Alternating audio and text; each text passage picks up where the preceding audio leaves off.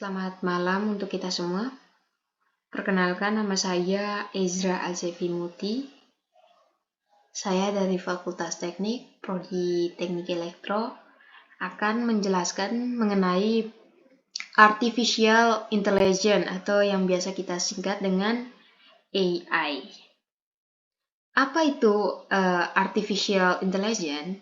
Artificial Intelligence atau yang biasa kita singkat dengan AI adalah subbidang ilmu komputer yang ditujukan untuk pengembangan komputer yang mampu melakukan hal-hal yang biasanya dilakukan oleh manusia, khususnya hal-hal yang terkait dengan orang yang bertindak cerdas.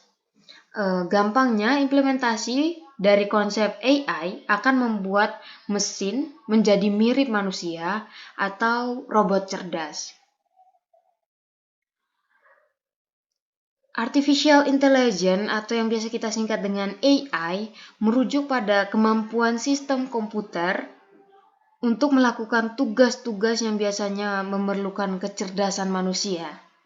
AI ini mencakup berbagai teknik dan pendekatan yang dirancang untuk membuat mesin dapat belajar, berpikir, dan bertindak mirip manusia. AI telah diimplementasikan dalam berbagai bidang seperti kesehatan, keuangan, manufaktur, dan transportasi, membawa dampak besar pada cara kita hidup dan bekerja. Namun, pekerjaan AI juga menimbulkan pertanyaan etis dan sosial, termasuk mengenai privasi, keamanan, dan dampak ekonomi.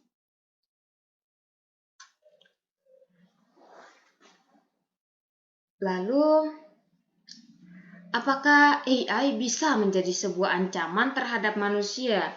Jawabannya bisa iya, bisa juga tidak. Kaplan, dalam bukunya AI What Everyone Needs to Know, menulis bahwa di masa depan hampir semua pekerjaan akan dapat digantikan oleh mesin atau robot seperti dokter, accounting, marketing, engineering, militer, guru, dan sebagainya. Yang tidak bisa digantikan hanya pekerjaan-pekerjaan yang berhubungan dengan perasaan, hati, dan seni. Lalu kita pindah ke berikutnya tentang AI knowledge. Yang pertama ada kecerdasan artificial mengenai AI knowledge ini. AI knowledge map ini dibagi menjadi 3, yaitu ada artificial neural intelligence yang merupakan AI yang dirancang untuk melakukan tugas-tugas tertentu, contohnya termasuk asisten virtual seperti Siri atau Alexa, sistem rekomendasi di platform streaming, dan kendaraan otonom. AI jenis ini sangat terfokus pada tugas tertentu dan tidak memiliki kemampuan untuk melakukan tugas-tugas di luar domain mereka.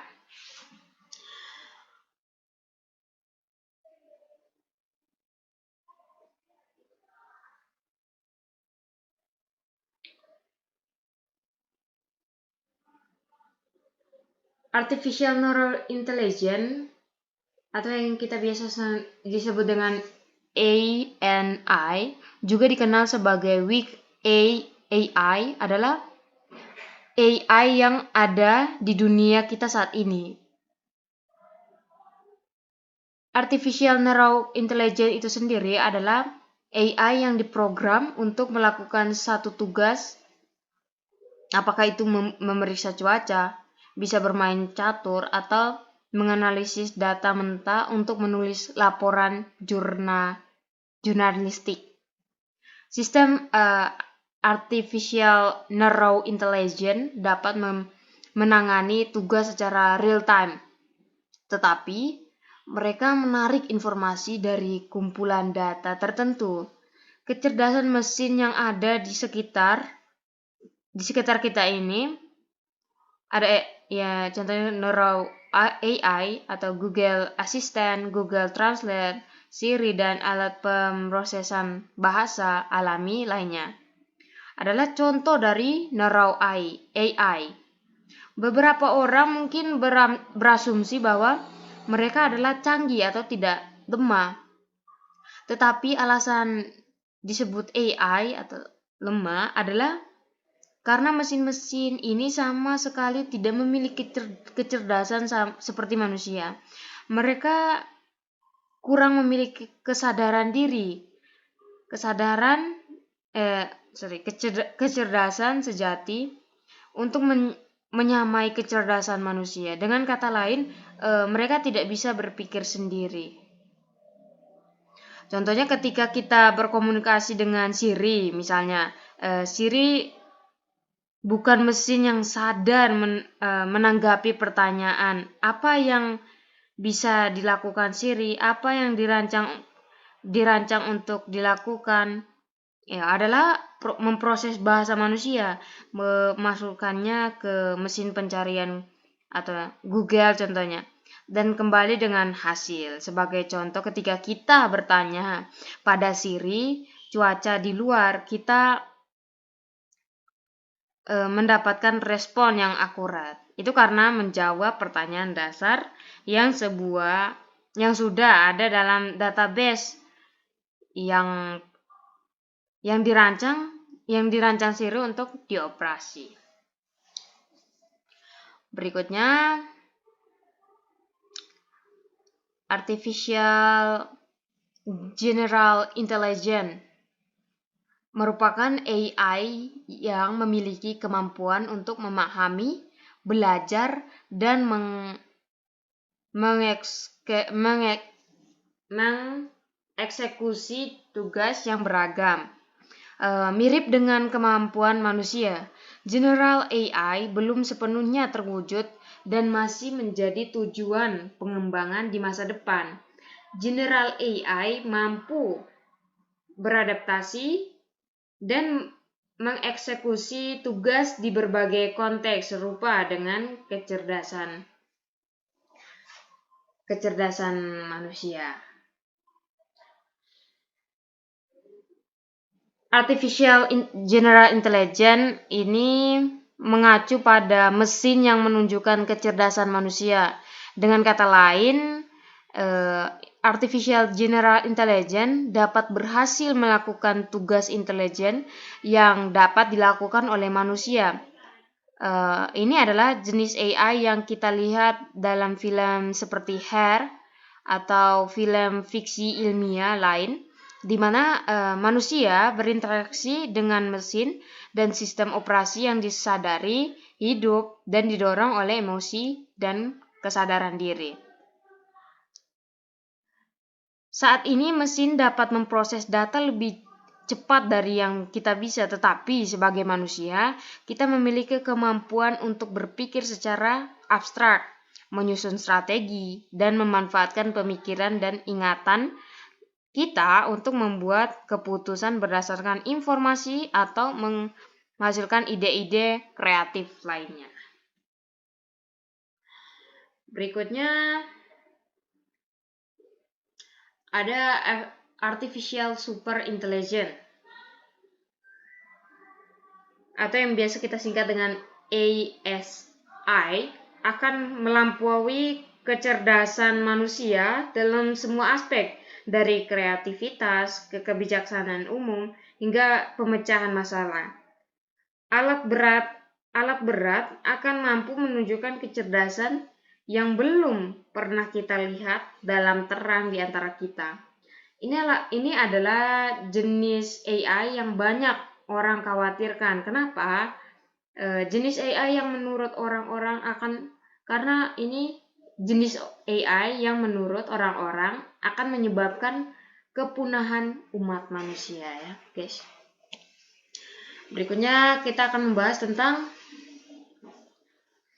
hubungan antara AI dan Big Data. Yang Ini apa saja hubungannya? Itu ada pengumpulan dan penyimpanan data, pengolahan data. Ya, di pengumpulan data dan penyimpanan data ini hubungannya, kalau di big data itu data berkaitan dengan pengumpulan, penyimpanan, dan pengolahan volume besar data dari berbagai sumber. Kalau AI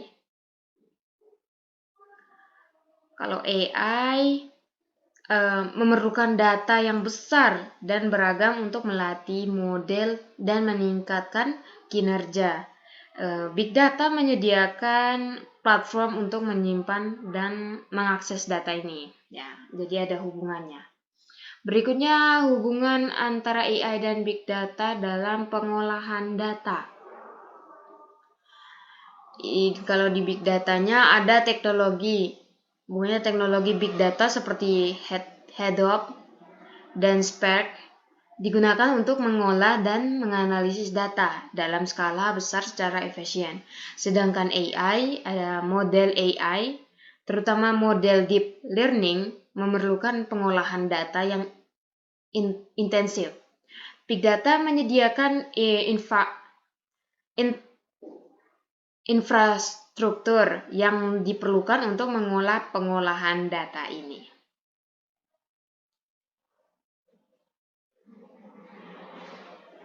Berikut hubungan antara AI, kecerdasan buatan ya.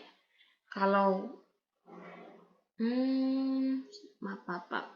berikut di peningkatan hubungan antara AI dan big data dalam peningkatan kinerja model AI. Kalau di big data dengan menggunakan data yang besar, model AI dapat dilatih dengan lebih akurat dan dapat menciptakan kompleks. Sedangkan kalau di AI, model AI dapat memberikan wawasan dan prediksi yang lebih baik saat diberikan akses ke set data yang lebih besar dan bervariasi. Berikut ada hubungan antara AI dan big data dengan pengembangan model. Dalam hubungan pengembangan model di big data, dalam proses pengembangan model, big data dapat digunakan untuk mengidentifikasi pola yang kompleks dan relasi dalam data. Sedangkan model AI, terutama machine learning dan deep learning, dapat menggunakan informasi dari big data untuk meningkatkan kecerdasan mereka seiring waktu. Jadi masih ada hubungan. Dengan demikian, AI dan big data bersifat saling melengkapi, saling berhubungan, saling terkait, di mana big data menyediakan bahan baku yang diperlukan untuk melatih dan meningkatkan model AI, sementara AI dapat memberikan wawasan dan nilai tambah dalam menganalisis dan memahami data besar tersebut. Berikutnya dampak ya. AI dan dampaknya pada hak asasi manusia. Ada dampak positif dan dampak negatifnya. Untuk dampak positifnya itu proses pengambilan keputusan contohnya ya. Penggunaan AI dalam pengambilan keputusan dapat meningkatkan efisiensi dan akurasi, terutama dalam bidang medis, hukum, dan bisnis. Juga yang berikut, dampak positif yang berikutnya, keamanan publik. Penggunaan AI dalam pemantauan dan analisis data dapat meningkatkan keamanan publik dan respon cepat terhadap kejadian darurat. Adapun dampak negatif dari AI pada hak asasi manusia, yaitu yang pertama, pelanggaran privasi. Pengumpulan dan analisis besar data oleh sistem AI dapat menimbulkan resiko pelanggaran privasi individu. Yang berikutnya, ketidakpastian algoritma. Keputusan yang diambil oleh sistem AI yang kompleks seringkali sulit dijelaskan dan dipahami, menyulitkan pertanggungjawaban. Yang berikutnya, ketergantungan pada AI. Ketergantungan yang berlebihan pada sistem AI dalam pengambilan keputusan kritis dapat menghilangkan kontrol manusia dan menyebabkan risiko kegagalan sistem. Pentingnya kesadaran regulasi yang baik dan perhatian terhadap aspek etika dapat membantu meminimalkan dampak negatif dan memastikan bahwa pengembangan AI mendukung, bukan merugikan hak asasi manusia.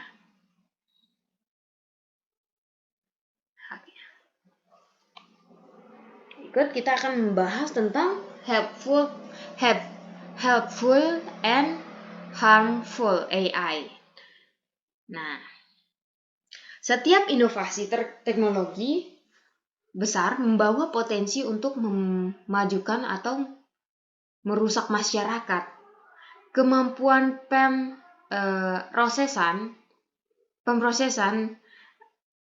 pemrosesan data dan analisis AI dapat membantu meringankan beberapa masalah paling mendesak di dunia, mulai dari memungkinkan kemajuan dalam diagnosis dan pengobatan penyakit hingga merevolusi transportasi dan kehidupan nekotaan hingga mengurangi dampak perubahan. Berikut, apa sih manfaat dari helpful dan harmful AI itu sendiri? Manfaatnya, pelayanan, kesehatan, dan kehidupan yang lebih aman. Yang berikutnya, peningkatan produktivitas dan efisiensi. Berikutnya, peningkatan kualitas hidup. Yang keempat, solusi kompleks dalam ilmu pengetahuan dan teknologi. Yang berikutnya, membuat hidup lebih mudah bagi tunanetra. Yang berikutnya, mengoptimalkan dan membantu pertanian beradaptasi dengan perubahan. Jika ada manfaat, ada pula resikonya. Apa saja resikonya? Yang pertama, penggantian pekerja manusia dan ketimpangan ekonomi. Yang kedua, potensi penyalahgunaan dan ancaman keamanan. Yang ketiga, pengambilan keputusan yang tidak adil dan bias. Yang keempat, memfasilitasi pengawasan massal. Yang kelima, mengaktifkan profil diskriminatif. Yang terakhir, membantu penyebaran disinformasi. Kurang lebihnya seperti ini manfaat helpful dan harmful. Masih ada banyak lagi, tapi saya merangkup sebagian dari itu. Berikut kesimpulannya. Nah, kesimpulannya, AI memiliki potensi besar untuk memberikan kontribusi positif pada berbagai aspek kehidupan manusia, tetapi juga menimbulkan tantangan dan pertimbangan etika yang perlu diatasi secara bijaksana. Pengembangan AI yang bertanggung jawab dan inklusif akan membantu memastikan bahwa teknologi ini memberikan dampak positif bagi masyarakat secara keseluruhan.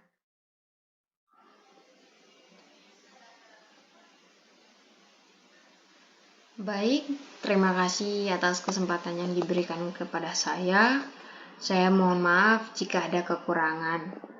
Kurang lebihnya saya mohon maaf. Selamat malam dan terima kasih.